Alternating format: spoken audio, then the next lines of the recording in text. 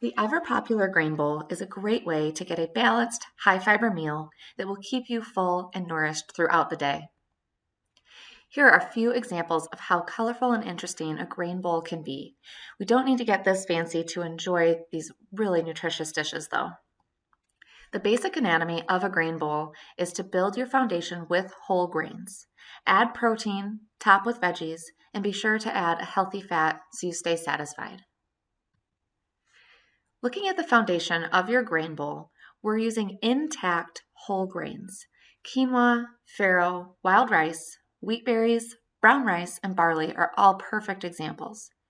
What makes grain bowls even easier is that you can pre-cook these grains and keep them in your freezer in 2-cup portions and thaw them when you need them.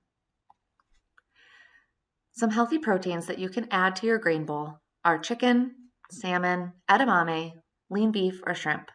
Grain bowls are a perfect use for leftover proteins. When you add vegetables, try to add different colors and textures to keep your grain bowl interesting as well as healthy. A fajita mix of peppers and onions, a stir-fry mix with snow peas, carrots, and red pepper, roasted root vegetables with onions, potatoes, carrots, and parsnip, and even sautéed greens are all great choices to keep your grain bowl healthy and full of fiber. I like to try a mix of pre-cut fresh vegetables and frozen vegetables so that it remains easy, but you still get the benefit of the texture of those fresh vegetables. When you add flavor to your grain bowls, you're keeping it interesting and making them something you crave. Try different spices, herbs, vinaigrettes, nuts and seeds, or salsas to bring the flavor to your dish. When you experiment with new cuisines, you can find different flavor combinations that keep you interested. A few more tips when you're incorporating grain bowls into your weekly meal plan are to piggyback your grain bowl proteins from other meals. If you're making a soup that uses chicken, cook double the chicken and use that protein in your grain bowl the next day. You can also use a common vinaigrette so that you're getting 2 dishes out of 1 recipe.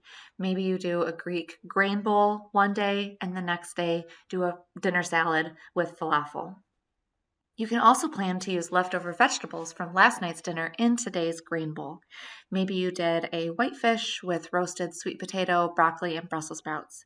Take those roasted vegetables, put them in today's grain bowl with a bit of leftover chicken and a healthy vinaigrette, and you're well on your way without too much more effort. You can also repurpose grains from meal to meal if you're not pulling them from the freezer. Maybe you have a brown rice side dish for last night's dinner. You can use that same brown rice, but repurpose it with a totally different flavor in combination of protein and vegetables. Hopefully, with these tips, you'll have the confidence and interest that you need to start incorporating grain bowls into your weekly plan.